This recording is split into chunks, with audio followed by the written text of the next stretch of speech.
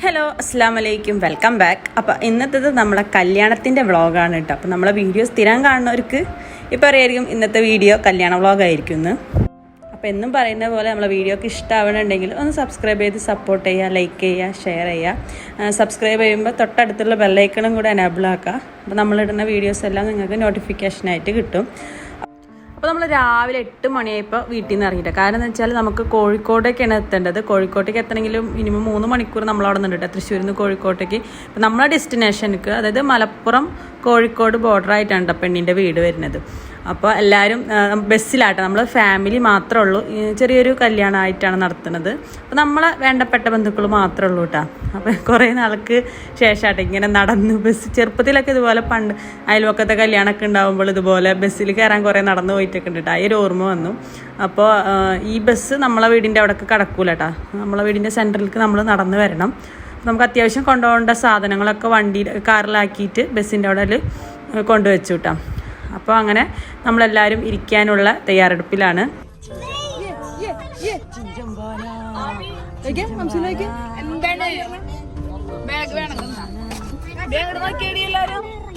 അയ്യോ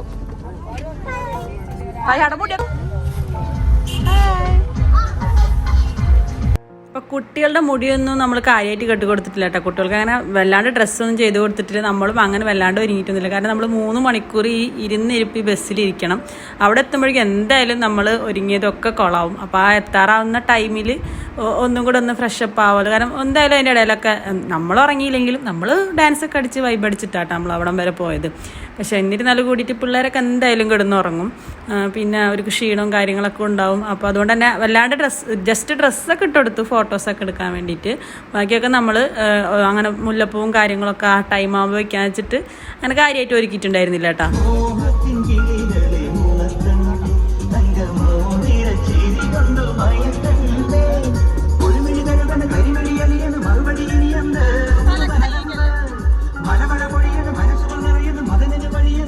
സത്യം പറഞ്ഞാൽ ഒരു ടൂർ പോണ ഫീലിംഗ് ആയിരുന്നു കേട്ടോ. ഞാൻ പറഞ്ഞില്ല, എല്ലാ ബ്രദേഴ്സും നാട്ടിലുണ്ടായിരുന്നു.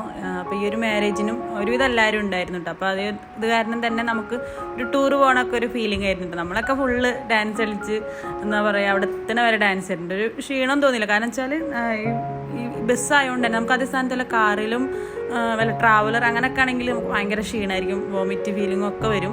പക്ഷേ ഈ ബസ്സായതുകൊണ്ട് നമുക്ക് അങ്ങനെ നല്ല കംഫർട്ടായിരുന്നു യാത്ര ചെയ്യാൻ. പിന്നെ അധികം ആൾക്കാരില്ലാത്തതുകൊണ്ട് തന്നെ നമുക്ക് അവിടെ ഇരിക്കുക, ഇവിടെ ഇരിക്കുക, എവിടെ വേണമെങ്കിലും ഇരിക്കാം എന്നുള്ളൊരു ഇതിലായിരുന്നു കേട്ടോ. അപ്പോൾ മിമിത്തൊക്കെ നല്ല ഉറക്കമായിരുന്നു. മിമിത്ത പ്രഗ്നൻ്റ് ആയതുകൊണ്ട് തന്നെ മിമിത്തൊക്കെ ഭയങ്കര ടയർഡായിരുന്നു കേട്ടോ. അപ്പോൾ അതുകൊണ്ട് മിമിത്ത നല്ല ഉറക്കമായിരുന്നു. ഞങ്ങളെല്ലാവരും കളിച്ചിട്ട്, ഐശക്കുട്ടി പിന്നെ ഡ്രസ്സൊക്കെ അതുകൊണ്ട് വലിയൊരു ഫ്രോക്കായിരുന്നു. അതുകൊണ്ട് തന്നെ ഡ്രസ്സൊക്കെ മാറി. പിള്ളേർ ഞാൻ പറഞ്ഞില്ലേ, പിള്ളേരൊക്കെ എല്ലാവരും സൈഡായി തുടങ്ങിയിട്ടാണ്. എനിക്കറിയാം. അതുകൊണ്ട് തന്നെ ഞാൻ മുടിയൊന്നും കെട്ടിക്കൊടുത്തിട്ടുണ്ടായിരുന്നില്ല കേട്ടോ. നമ്മൾ കുറച്ച് പെണ്ണുങ്ങൾ മാത്രമായിട്ട് ആക്റ്റീവായിട്ടുണ്ടായിരുന്നത്. പിന്നെ എല്ലാവരും നല്ല ഉറക്കമായിരുന്നു ഞാൻ നോക്കിയപ്പോൾ.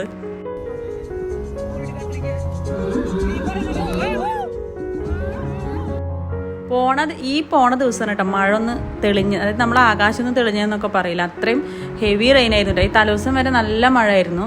ഇപ്പോൾ കോഴിക്കോട് എത്താറായ ഒരു ടൈമിൽ ജസ്റ്റ് മഴയൊക്കെ പെയ്തിരുന്നു കേട്ടോ. അല്ലാണ്ട് ഭയങ്കര ഹെവി റെയിൻ ഒന്നും ഉണ്ടായിരുന്നില്ല. പക്ഷെ നമ്മളിപ്പോൾ ഈ കല്യാണത്തിൻ്റെ തലേദിവസം വരെ നല്ല മഴ ആയിരുന്നു കേട്ടോ.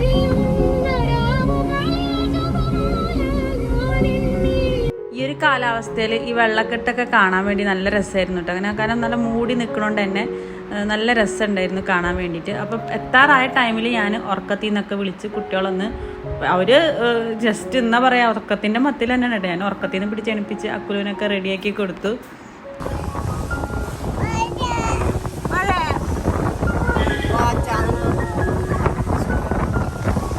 കറക്റ്റ് 3 മണിക്കൂറായപ്പോൾ നമ്മൾ പെണ്ണിൻ്റെ വീട്ടിലെത്തിയിട്ടാണ്. അപ്പം ഇതാണ് പെണ്ണിൻ്റെ വീട്. കോഴിക്കോട് മലപ്പുറത്തിനൊക്കെ ഇടയിലായിട്ടുള്ളൊരു ബോർഡറാണ് കേട്ടോ. അതാണ് എനിക്ക് കറക്റ്റ് സ്ഥലം അറിയില്ല കേട്ടോ. പേര് എന്തെന്ന് ഞാൻ മറന്നു ഈ സ്ഥലത്തിൻ്റെ. ഇവരെ വീടിൻ്റെ തൊട്ട് ഫ്രണ്ടിൽ തന്നെ കേട്ടോ പള്ളി. അപ്പോൾ അവിടെ ആണുങ്ങൾ മാത്രം പോയിട്ട് ജസ്റ്റ് നിക്കാഹ് ചെയ്ത് നേരെ ഇങ്ങോട്ട് വീട്ടിലേക്ക് കയറി നമ്മൾ നേരെ ഭക്ഷണം കഴിക്കാനിരുന്നു കേട്ടോ. കാരണം നമുക്ക് തിരിച്ച് പോകണ്ടല്ലേ, 3 മണിക്കൂർ ഇനി യാത്ര ചെയ്യണ്ട. അപ്പോൾ വേഗം ഭക്ഷണം കഴിക്കാനിരുന്നു. കറക്റ്റ് ഒരു ഉച്ചയ്ക്കാണ് നമ്മൾ എത്തിയത്. ഒരു 11:30 ആയ ടൈമിലാണ് എത്തിയത്. അങ്ങനെ നിക്കാഹൊക്കെ കഴിഞ്ഞു. പെണ്ണിൻ്റെയും ചെക്കൻ്റെയും ഫോട്ടോ എടുക്കലും കാര്യങ്ങളൊക്കെയാണ് കേട്ടോ ഈ നടക്കുന്നത്.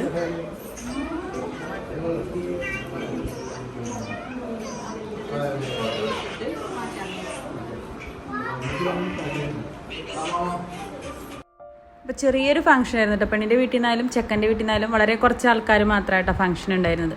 അപ്പോൾ അതുകൊണ്ട് തന്നെ നമ്മൾ അങ്ങനെ അത് വളരെ റഷൊന്നും ആയിരുന്നില്ല. ഫോട്ടോ എടുക്കാനൊക്കെ പരിമിതമായ ആൾക്കാർ തന്നെ ഉണ്ടായിരുന്നുള്ളൂ. അപ്പോൾ പാച്ചനിവിടെ ഭയങ്കര പവറിലാട്ടോ, വൈറ്റൊക്കെ ഇട്ടിട്ട് ഭയങ്കര പവറിലാണ്. നിക്കാഹും ഭക്ഷണം കഴിക്കലൊക്കെ കഴിഞ്ഞിട്ട് പിന്നെ നമ്മൾ കൊണ്ടുവരുന്ന ഡ്രസ്സ് പെൺകുട്ടീനെ ഇടിച്ചിട്ടാണ്. അപ്പോൾ അവർ ആദ്യം ഇട്ടിരുന്ന ഡ്രസ്സിൽ കുറച്ച് ഫോട്ടോസൊക്കെ എടുത്തതിന് ശേഷം നമ്മൾ കൊണ്ടുവന്ന ഡ്രസ്സാണ് കേട്ടോ ഈ വൈറ്റ് ഡ്രസ്സ്. അപ്പോൾ നമ്മൾ താലിമാല, നിക്കാഹ് കഴിഞ്ഞതിന് ശേഷം താലിമാല കെട്ടാൻ വേണ്ടിയിട്ട് എല്ലാവരും കൂടെ ഇങ്ങനെ ഇരിക്കുക കേട്ടോ.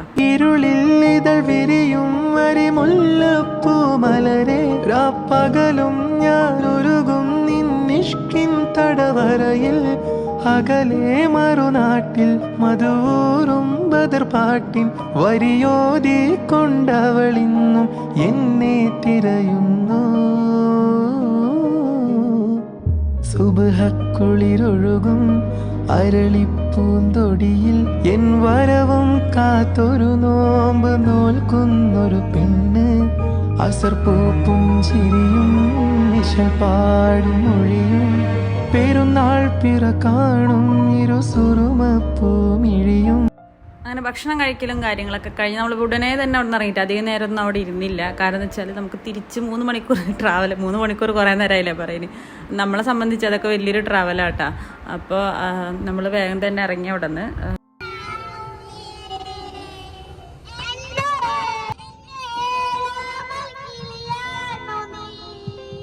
നമ്മൾ പോണ വഴിക്ക് കണ്ട ഒരു കാഴ്ചയാട്ടാ, ഒരു ഫ്ലാറ്റിൻ്റെ പകുതി ഭാഗം വരെ വെള്ളത്തിൽ മുങ്ങി നിൽക്കുന്ന കാഴ്ചയാട്ടാ. നമ്മൾ പോണത് വെള്ളത്തിൽ കൂടെയാണ്.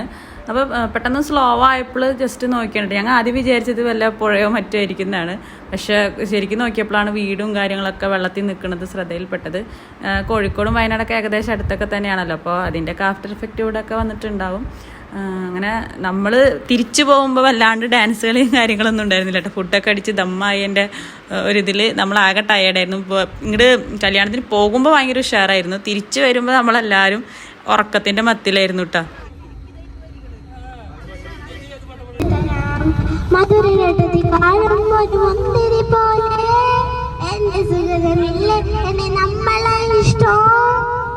നല്ലൊരു കാലാവസ്ഥയായിരുന്നു കേട്ടോ യാത്ര. അതുകൊണ്ട് തന്നെ ഭയങ്കര വൈബായിരുന്നു. വെച്ചാൽ വെയിലും എല്ലാം മഴയെല്ലാം അങ്ങനെ മൂടിക്കെട്ടിയിട്ടുള്ളൊരു അന്തരീക്ഷത്തിൽ യാത്ര ചെയ്യാൻ നല്ല സുഖമായിരിക്കില്ല. ഭയങ്കര ഹെവി റെയിൻ ആയാലും ഭയങ്കര വെയിലായാലും നമുക്ക് ആകെ ടയേർഡായി പോവില്ല യാത്ര. പക്ഷെ ഇത് നല്ലൊരു അന്തരീക്ഷമായിരുന്നു. ഇത്രേ ഉള്ളൂ ഇന്നത്തെ വീഡിയോ. നമ്മളെ കല്യാണ വിശേഷങ്ങളൊക്കെ, ചെറിയൊരു കല്യാണം ആയതുകൊണ്ട് അധികം ഓവർ വിശേഷങ്ങളൊന്നുമില്ല. നമ്മളെ വീഡിയോ കണ്ട് ഇഷ്ടമാണെങ്കിൽ ഒന്ന് സബ്സ്ക്രൈബ് ചെയ്ത് സപ്പോർട്ട് ചെയ്യുക. Thank you for watching.